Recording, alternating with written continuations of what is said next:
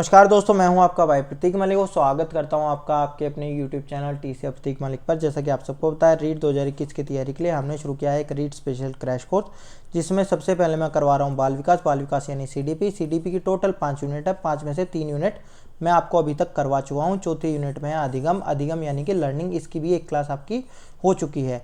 आज है आपकी दूसरी क्लास। सेकंड क्लास के अंदर हम शुरू करेंगे अधिगम के जो विभिन्न सिद्धांत हैं या आपकी जो लर्निंग थ्योरीज है उनको। उसमें भी सबसे पहले हम शुरू कर रहे हैं व्यवहारवादियों को। व्यवहारवादियों में आज की क्लास में हमारा जो टॉपिक रहेगा वो रहेगा पेवलोव के बारे में। ठीक है, तो आज की क्लास शुरू करने से पहले अगर आपने अभी तक हमारे चैनल को सब्सक्राइब नहीं किया तो इसको सब्सक्राइब कर ले। साथ ही आप हमसे जुड़ सकते हैं व्हाट्सएप पर भी। व्हाट्सएप नंबर है 8076392717। इस पर आपको अपना नाम और साथ में लिख के भेजना होगा कौन से एग्ज़ाम की आप तैयारी कर रहे हैं। साथ ही कुछ बच्चे ऐसे हैं जो हर एग्ज़ाम की तैयारी तो करते हैं लेकिन वो एग्ज़ाम में जाके डर जाते हैं। कुछ बच्चे ऐसे जिनकी तैयारी पूरी होती है लेकिन अभी जैसे रीट के एग्ज़ाम में कम से कम आपका 3 महीने का टाइम ज़रूर है, क्योंकि कोरोना आ गया है। रीट जो ये मान के चल रहा है कि अब जल्दी हो जाएगा, जल्दी नहीं होगा, अभी उसके अंदर टाइम लगेगा। अब जिनकी तैयारी हो गई वो अब क्या करें, ठीक है, या जिनकी तैयारी हो रही है वो अपनी तैयारी को और बेहतर बनाने के लिए क्या करें। तो उनके लिए मैं एक ही बात कहता हूँ कि भैया ज़्यादा से ज़्यादा टेस्ट ट्राई करो। कुछ लोग ये सोचते हैं कि भैया यूट्यूब पे बैठ के हम 30 क्वेश्चन 40 क्वेश्चन मैडम या सर कोई डिस्कस कर लेगा तो उससे हमारी तैयारी हो जाएगी। इस तरह से ना तो कभी तैयारी हुई है ना कभी होगी। आपको एक्चुअल माहौल की तरह आपको टेस्ट देना पड़ेगा। मैं तो ये मानता हूँ कि जिस टाइम पे आपका एग्ज़ाम होता है ना उसी टाइम पे आप बैठ के उसी टाइम पे टेस्ट दो। ठीक है, ये आज हमारी जो पेवलोव की थ्योरी बात करेंगे ना, पेवलोव की थ्योरी में यही चीज़ है। इसके बारे में मैं आगे डिस्कस करूंगा। ठीक है, तो अब वो टेस्ट कहाँ से दे? ऑफलाइन तो हम कहीं पे दे नहीं सकते हैं, तो ऑनलाइन हमारे पास क्या सोर्सेज हैं? तो भैया टेक्स्ट बुक हमारा इंडिया का सबसे जो नंबर 1 प्लेटफॉर्म है वो है। ठीक है, अब ये क्यों नंबर 1 है? क्योंकि इनकी क्वालिटी तो ठीक रहती है, साथ ही सबसे सस्ते और टिकाऊ टेस्ट है। अब सस्ते कैसे है? 299 रुपीज़ में ये आपको एक साल के लिए 14,000 टेस्ट देते हैं। 14,000 टेस्ट, टीचिंग नॉन टीचिंग किसी भी एग्जाम की तैयारी आप कर रहे हो तो लगभग हर एग्जाम के आपको टेस्ट मिल जाएंगे और ढेरों टेस्ट मिल जाएंगे। इस पे भी अगर आपको डिस्काउंट मिल जाएगा, अगर आप TCF 10 डालते हैं तो 30 रुपये का डिस्काउंट मिल जाएगा। 269। अब 269 में अगर मैं खाली रीट की बात करूं तो रीट के लिए आपको कितने टेस्ट मिलते हैं भैया? 168 टेस्ट मिलते हैं, और जिसमें से आप 5 फ्री है। आप पहले 5 फ्री करके देख लो। ठीक है, इसी तरह से उसके बाद में मान लो रीट हो जाता है 4 महीने में, फिर आप बाकी 8 महीने रह गए। 8 महीने आप क्या करोगे भाई? ठीक है, तो बाकी सारे एग्जाम हैं जो MP टेट है, कोई KVS है, कोई DEET+ भी है, उनके भी टेस्ट यहाँ पे अवेलेबल है, तो वो टेस्ट ट्राई कर लो। ठीक है, SSC वगैरह की तैयारी कर रहे हो उसके टेस्ट कर लो। तो किसी भी एग्जाम के टेस्ट करोगे तो हो जाएगा आपका, इतना ज़्यादा कुछ है नहीं। अब ये परचेज कैसे करोगे? डिस्क्रिप्शन बॉक्स में लिंक है, डिस्क्रिप्शन बॉक्स में जो लिंक है उसको आप कर लेना। ठीक है, और देखो CTET वगैरह के अगर आप तैयारी कर रहे हो तो 300+ टेस्ट CTET के भी हैं। ठीक है, तो कम से कम मैं ये कह रहा हूं कि जो ये फ्री टेस्ट है ना, फ्री टेस्ट को बिल्कुल मत छोड़ो। अगर आप परचेज नहीं भी कर रहे ना तो फ्री टेस्ट को जरूर करो, और अगर परचेज कर रहे हो तो मेरे हिसाब से इतनी तो आपकी एक किताब भी आ जाती है। ठीक है, जिसमें मुश्किल से 5 7 10 टेस्ट होते हैं, तो ये कर लेना। ठीक है, तो चलिए आज की क्लास हम शुरू कर रहे हैं। आज मैं बात कर रहा हूँ बिहेवियरिस्ट के बारे में। बिहेवियरिस्ट यानी कि व्यवहारवादी। देखो, हर जो आपके स्कूल ऑफ साइकोलॉजी है ना, स्कूल ऑफ साइकोलॉजी बने कैसे हैं? एक्चुअली उनकी फिलोसफी अलग थी, उनकी सोच अलग थी। ठीक है, हर बंदे की, हर एक ग्रुप था साइकोलॉजिस्ट का, उनकी सोच अलग थी।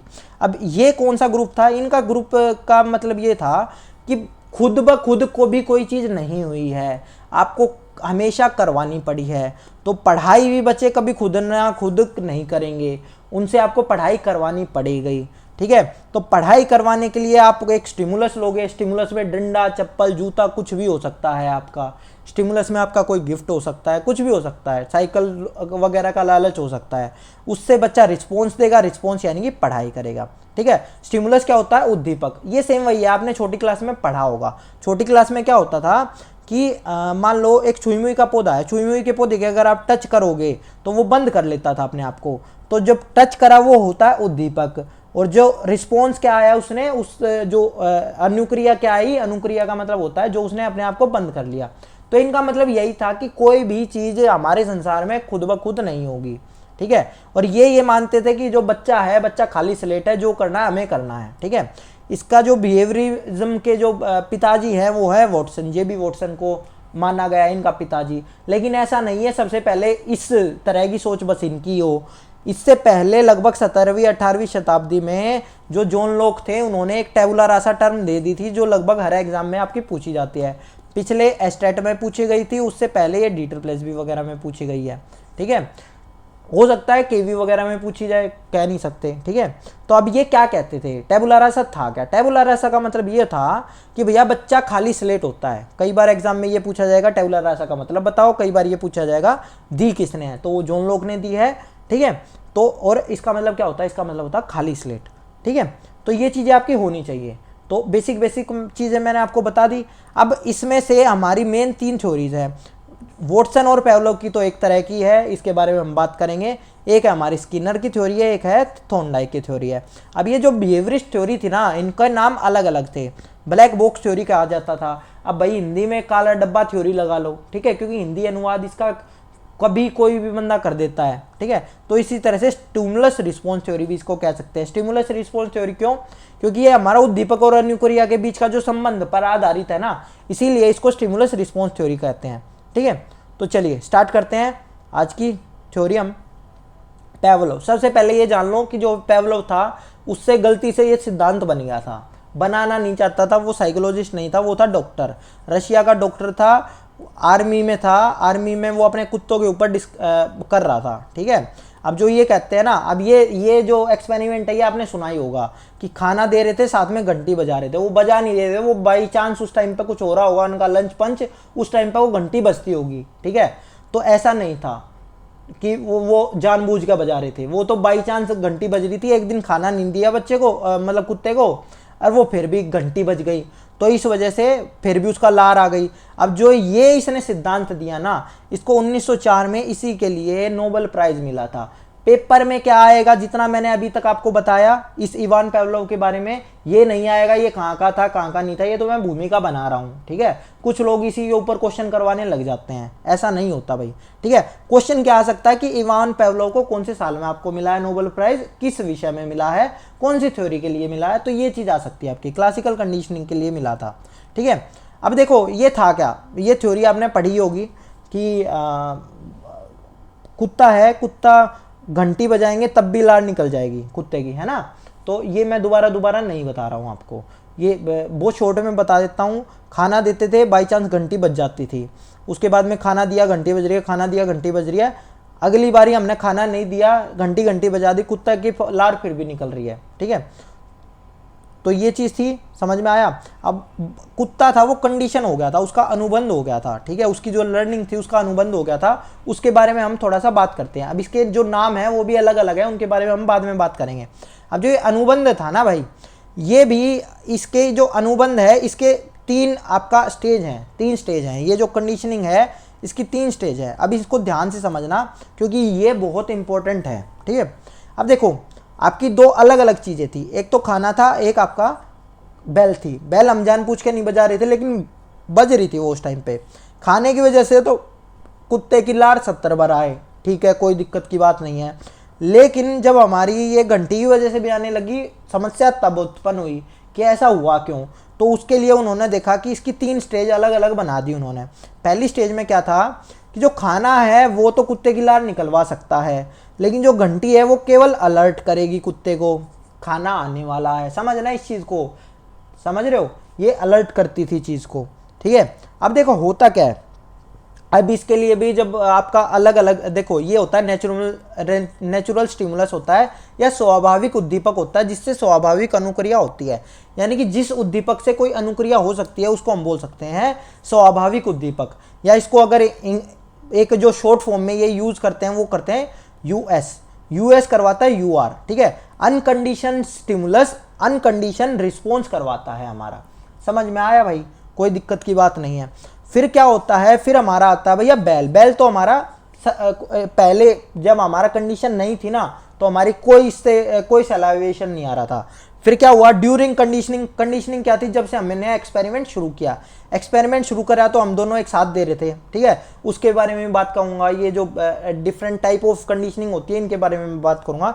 ये एक साथ का मतलब क्या है। ठीक है, तो ये एक साथ हमने दिया तो सलाइवा हो रहा है। ठीक है, सलाइवा अब भी खाने की वजह से हो रहा है, लेकिन इसको बार बार जब रिपीट किया तो आफ्टर कंडीशनिंग के बाद क्या होगा कि जब हमने खाना हटा भी लिया ना, तब भी बेल की वजह से हमारा कुत्ते के मुंह से लार आ रही है, तो ये चीज़ थी।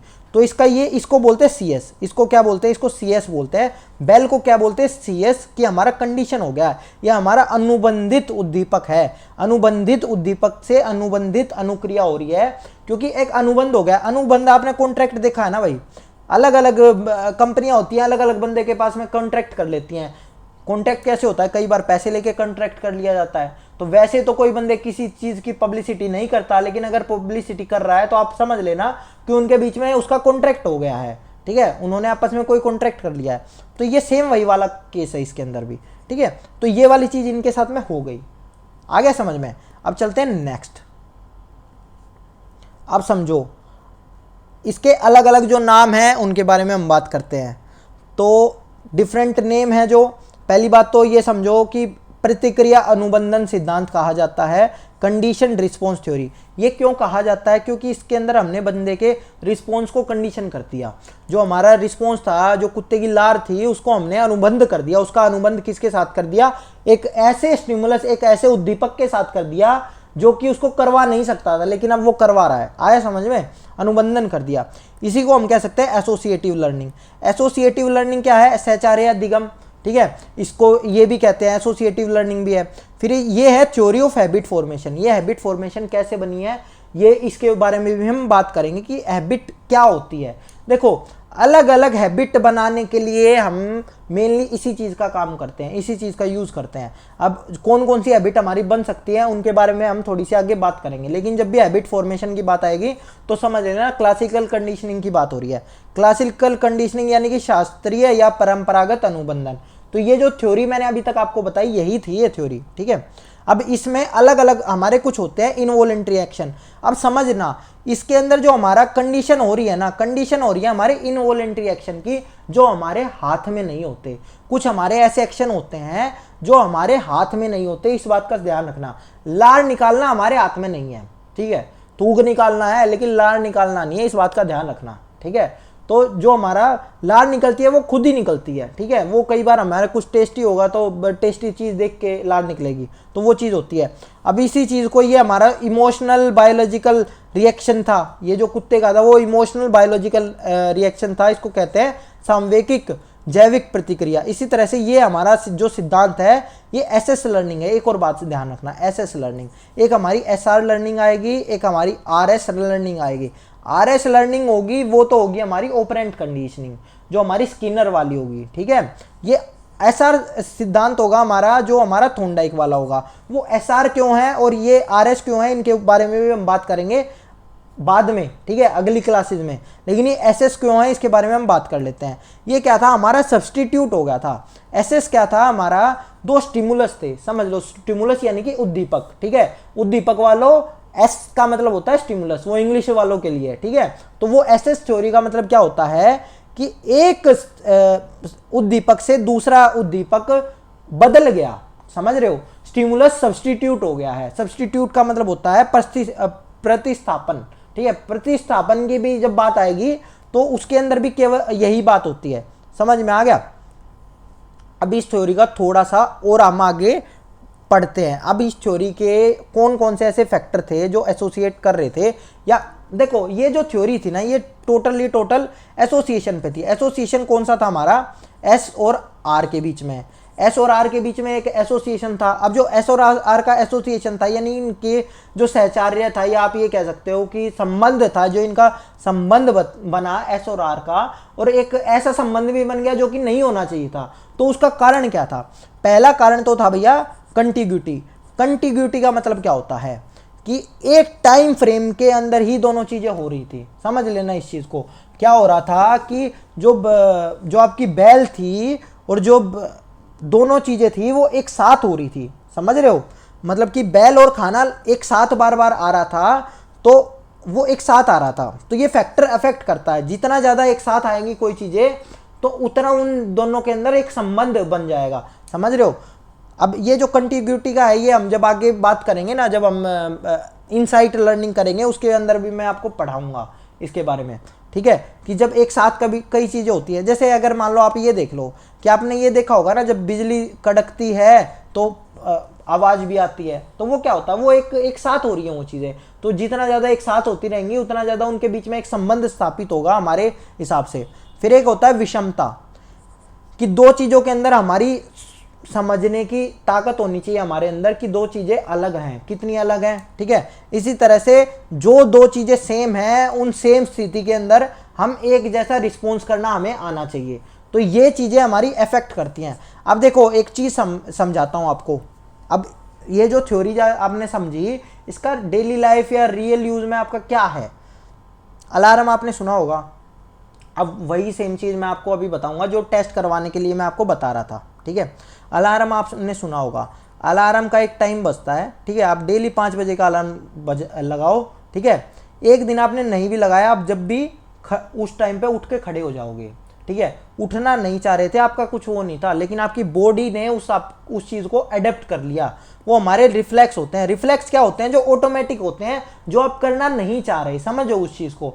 रिफ्लेक्स क्या होते हैं, गर्म चीज़ के आपका हाथ लग गया, एकदम आपने हटा लिया हाथ, ठीक है। आप सांप देख के डर गए इन द सेंस आपके सामने से एक कोई गड्ढा जा रहा था, आप अचानक से उसके ऊपर से कूद गए, ठीक है। तो वो हमारे रिफ्लेक्स होते हैं। जितने ज़्यादा रिफ्लेक्स स्ट्रॉन्ग होते हैं, जो हमारा किसी स्पोर्ट वगैरह खेलते हैं तो उनका तो लिए तो यही माना जाता है कि उनके रिफ्लेक्सेस स्ट्रॉन्ग होने चाहिए, ठीक है। तो हमारा अलार्म है, अलार्म हमने लगाया, ठीक है, हम उठ के खड़े हो गए। अब सेम यही वाली बात कह रहा हूँ, मान लो 2 बजे एग्जाम है और 2 बजे आप डेली सोते हो, तो भैया अगले दिन जिस दिन एग्जाम होगा ना, उस दिन भी आपको 2 बजे नींद ही आएगी, समझ रहे हो। ये जो नींद ही आएगी वो 2 बजे है। आप मान लो डेली रात को 8 बजे सो जाते हो, तो जो आपकी बॉडी 8 बजे आपको साइन देने लग जाती है ना, बॉडी के अंदर अपने आप ही टाइमिंग वाला चीजें फिट होती हैं, समझ रहे हो। तो वो रिफ्लेक्सेस हैं आपके जो आपको गवर्न कर रहे हैं। आपको नींद आ रही है, समझ रहे हो, वो अचानक आ रही है, आपको खुद ब खुद आपको बॉडी आपका संकेत दे रही है,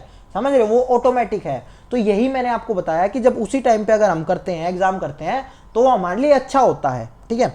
फिर आपको होता है, देखो अब कुछ जैसे सॉन्ग होते हैं, अब मैं बात करता हूँ कुछ सॉन्ग की।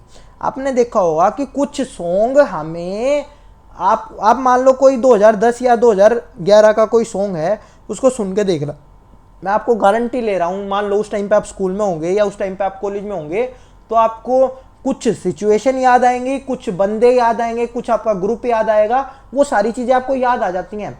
आज की डेट में आप जो ये सॉन्ग सुन रहे हो ना, और आज आपकी जो फीलिंग है, मेरे साथ में भी कई बार ऐसा होता है कि जिस टाइम पे मैं तैयारी करता था टीचिंग एग्जाम की, उस टाइम के जो सॉन्ग है आज मैं सुनता हूँ तो मेरी फीलिंग वही वाली आ जाती है, वो पढ़ाई वाली, कि मैं उस टाइम पे वहाँ पे बैठ के पढ़ रहा हूँ, या वो सारी चीज़ें, मतलब वो एक इमोशन आ जाते हैं, समझ रहे हो। और जो ये इमोशन आते हैं वो हमारे एक तरह से रिफ्लेक्सेस ही हैं। जो इमोशन है वो हम खुद से नहीं ला सकते, कुछ ऐसे इमोशंस होते हैं, समझ रहे हो। तो वो वाली चीज़ें होती हैं। फिर इसी तरह से सॉन्ग, परफ्यूम भी होता है। कई बार मान लो एक आपका कोई दोस्त है, वो आपका एक परफ्यूम यूज़ करता था, 3-4 साल आप साथ में रहे, ठीक है। अब मान लो 5-6 साल बाद भी अगर आपको कोई परफ्यूम सुनाए, आपको स्मेल आएगी ना किसी परफ्यूम की, तो आपको उसी दोस्त की याद आ जाएगी। तो भैया क्या केवल परफ्यूम से आपको दोस्त याद आ सकता था क्या? नहीं आ सकता था। तो एक सहचार्य, ये एक टाइम बन गया, एक समझ रहे हो, एक एक एक, एक बीच में एक रिलेशन बन गया, समझ रहे हो, कि एक सॉन्ग केवल आपको किसी एक सिचुएशन को याद दिला सकता है क्या? नहीं दिला सकता। लेकिन उस सॉन्ग के साथ आप एक सिचुएशन में जी रहे थे और उस टाइम को आपने जिया है। मान लो मैं पढ़ाई कर रहा था एक टाइम पे और डेली वो सॉन्ग सुनता था, तो आज के टाइम पे भी अगर वो सॉन्ग चलाऊंगा तो मुझे वही चीज़ याद आएगी। समझ में आया? तो ये चीज़ें होती हैं। तो अब इससे हम बच्चे को क्या सिखाते हैं, जो मैं कह रहा था ना, हैबिट फॉर्मेशन सिखाते हैं। इससे हम बार बार सिखाते हैं बच्चे को क्लीनलीनेस, सफाई हम सिखा सकते हैं। इसी तरह से इससे हम बच्चे को पंक्चुअलिटी सिखा सकते हैं। इसी तरह से इसी का यूज़ करके कई बार भय उत्पन्न हो जाता है। अब देखो, जो पेवलोव और वॉटसन की थ्योरी के अंदर जो डिफरेंस था ना, वो यही था कि पेवलोव जो वॉटसन था, वॉटसन की थ्योरी के अंदर भय उत्पन्न हो गया था बच्चे के अंदर, ठीक है। बोबो कह रहा हूँ, सॉरी, ठीक है, कि जो बच्चा था, बच्चे को एक आवाज़ निकालते थे, भयंकर आवाज़ निकालते थे, जिससे बच्चा डर जाता था, तो वो फिर खिलौने से भी डरने लगा। तो यही चीज़ थी मेनली, कि एक हैबिट बन गई। हैबिट बनाने के लिए चीज़ें होती है, और जो हैबिट बनती है ना, हैबिट हमारी इन वॉलेंट्री एक्शंस के लिए बनती है, रिफ्लेक्सेस के लिए बनती है। समझ में आ गया? नेक्स्ट पे चलते हैं भैया हम। Sorry, types of classical conditioning, ये इंपॉर्टेंट है, समझो। अब ये जो क्लासिकल कंडीशनिंग है आपकी किताब वगैरह में तो आपको ये मेनली ये 4 ही मिलेंगे, ठीक है, लेकिन मैंने आगे ये 2 भी लिखे हैं, इनके बारे में हम पढ़ लेंगे थोड़ा थोड़ा। देखो, एक मैंने आपको बताया था यूएस होता है, एक सीएस होता है, ठीक है, उनके बारे में ही। अब यूएस क्या होता है, सीएस क्या होता है। यूएस क्या था भैया हमारा, यूएस था खाना, यूएस क्या था, खाना था, ठीक है, और सीएस क्या था, सीएस था हमारा घंटी। अब इसके अंदर क्या होता है कि मैंने बताया था ना, घंटी और खाने को क्या एक साथ देंगे क्या, नहीं, ये अलग अलग तरह से देने के तरीके हैं। एक तो साइमल्टेनियस है, एक डिलेड है, एक ट्रेस है, एक बैकवर्ड है। ये क्या होता है, अब देखिए, अब पहले वाले में तो क्या है कि जिस टाइम पे खाना आ रहा है उसी टाइम पे घंटी बजनी शुरू हुई है और वो घंटी बजती जा रही है, समझ रहे हो। खाना आया और घंटी बजती जा रही है, खाना बंदे तक पहुंच गया और वो घंटी बजती आई है, मतलब जैसे उसको खाना दिखना शुरू होगा घंटी बजनी शुरू कर दी, ठीक है, वो एक साथ होता है, वो होता है सहकालिक, एक ही काल में हो रहा है, साइमल्टेनियस, ठीक है। फिर एक होता है डिलेड। डिलेड के अंदर क्या होता है, एक्चुअली अगर ये देखोगे ना, ये दोनों ही डिलेड हैं, ट्रेस और ये डिलेड है, ये दोनों ही डिलेड हैं। लेकिन अब होता क्या है, देखिए, सॉरी मैंने डिलेड बोल दिया, डिलेड नहीं, ये है फॉरवर्ड, ठीक है, ये क्या है, ये दोनों है फॉरवर्ड। अब फॉरवर्ड के अंदर क्या है, पहला आता है डिलेड।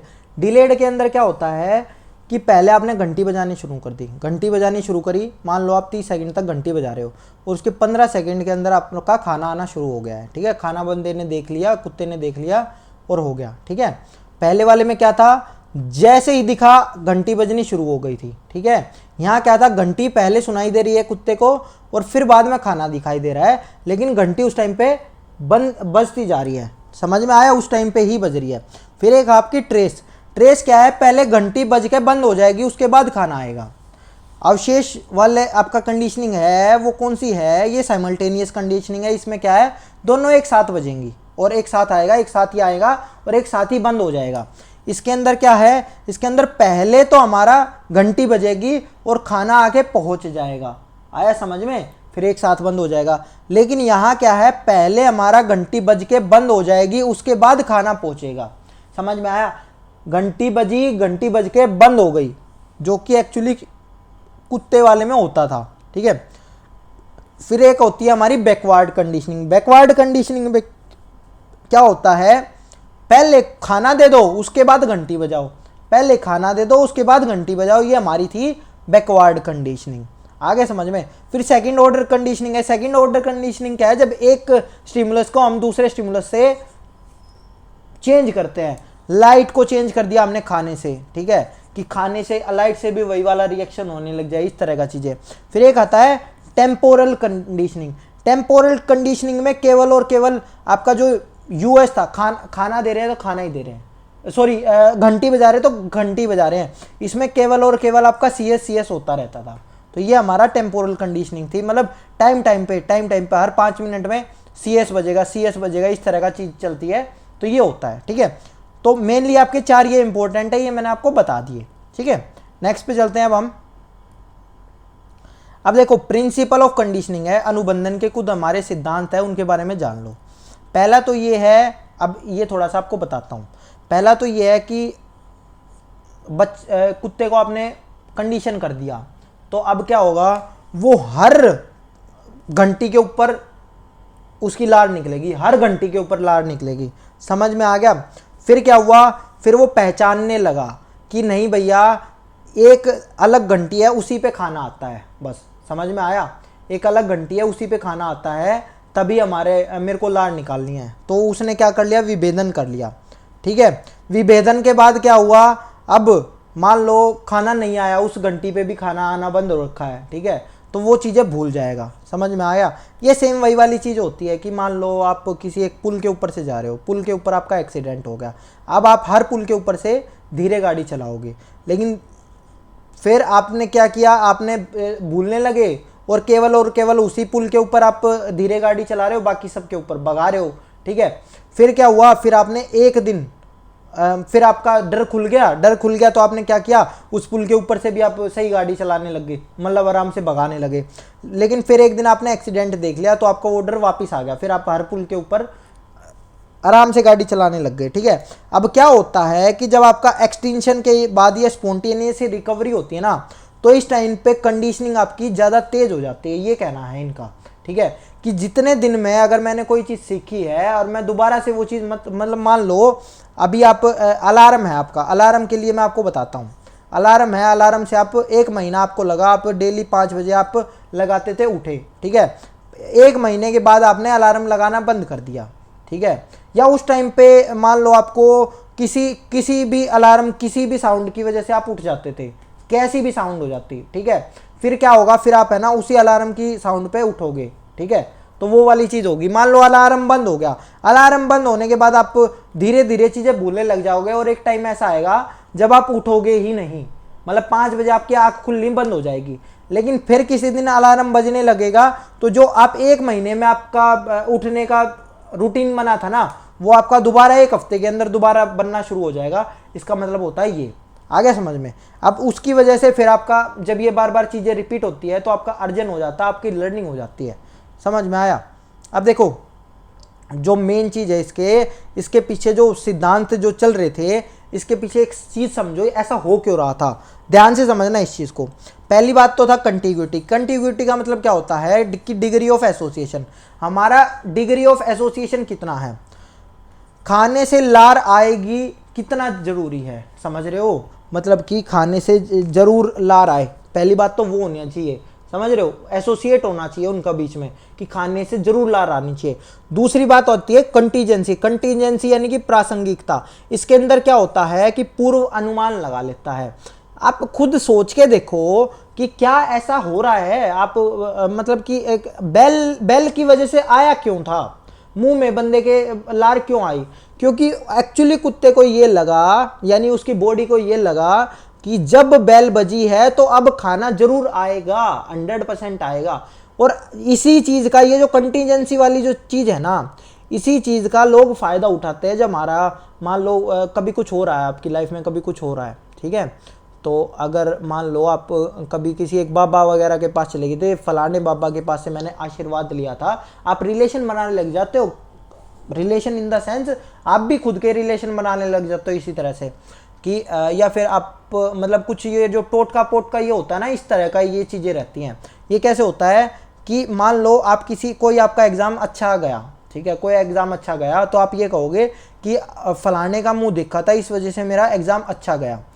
हर बार से अगली बार से मैं उसी बंदे का मुंह देखूंगी या देखूंगा कि भाई मैं पड़ोस में कोई बंदा था या फिर मेरी दादी थी, मैंने दादी के पैर छू के गई थी, इस वजह से मेरा एग्ज़ाम गया। बट क्या दादी के पैर छूने से एग्ज़ाम बढ़िया चला गया था केवल, समझ रहे हो, वो आप पढ़ाई करी थी आपने, समझ रहे हो। लेकिन आपने क्या किया, आपने केवल ये सोचा, या आपने ये सोचा कि मैंने तो है ना उस दिन फास्ट रखा था, फास्ट था इस वजह से मेरा एग्ज़ाम अच्छा गया, ठीक है, या मैं उस दिन मंदिर में हाथ जोड़ के गई थी उस दिन इसलिए मेरा एग्ज़ाम अच्छा गया। तो हो सकता है कि आपने पढ़ाई करी, मंदिर में हाथ जोड़े और आपका एग्ज़ाम अच्छा चला गया। बार बार यही हो रहा है, आप हर दिन आप हर बार क्या कर रहे हो, आप पढ़ाई कर रहे हो, मंदिर में हाथ जोड़ रहे हो और एग्ज़ाम जरूर दे रहे हो और अच्छा जा रहा है, तो आपके दिमाग में ये बन जाएगा कि भैया मंदिर में हाथ जोड़ने की वजह से मेरा एग्ज़ाम अच्छा जा रहा है, समझ रहे हो। तो ये प्रासंगिकता है, क्योंकि आपके दिमाग में प्रिडिक्टेबल हो गया कि अगर अब मैं मंदिर में हाथ जोड़ लिए, क्योंकि उससे आपका कॉन्फिडेंस भी आ जाता है। जब आपको प्रिडिक्टेबल हो जाती है ना चीज़ें, आपका कॉन्फिडेंस आ जाता है उस चीज़ के लिए, ठीक है, कि अब तो हो ही जाएगा, समझ रहे हो। तो वो चीज़ें अच्छी होती हैं। अब इससे होते क्या है, इससे हमारे रिफ्लेक्स एक्शन होते हैं। अब समझ लेना, ये जो कंटिग्यूटी जो आपका क्लासिकल कंडीशनिंग है ना, ये आपका शास्त्रीय अनुबंधन का सिद्धांत है। इससे आपकी अनैच्छिक अनुक्रिया ही आपकी होती हैं। इसी वजह से हमारा जो क्रिकेट वगैरह जो खेलते हैं बच्चे, उनसे बार बार एक ही बॉल के ऊपर बार बार प्रैक्टिस करवाई जाती है, जिससे अगर सेम तरह की बॉल उनको पेपर मतलब मैदान में मिल जाएगी, मतलब वैसी बॉल अगर बॉलर ने फेंक दी तो एक रिफ्लेक्स बन जाएगा कि अचानक से वो चीज़ हो जाएगी, ठीक है, वो अचानक से सेम वही वाला शॉट खेल देंगे। तो वो जो मास्टरी होती है ना किसी बंदे की शॉट में, ठीक है, क्योंकि बॉल मान लो 150 की स्पीड से आ रही है, तो 150 की स्पीड से वो लोग अचानक से इतना सोच समझ के बॉल नहीं खेलते, लेकिन उनके रिफ्लेक्सेस स्ट्रॉन्ग कर दिए जाते हैं ज़्यादा बार अनुबंध करवा के। तो वो सेम अनुबंध का सिद्धांत यही चीज़ चलती है, ठीक है।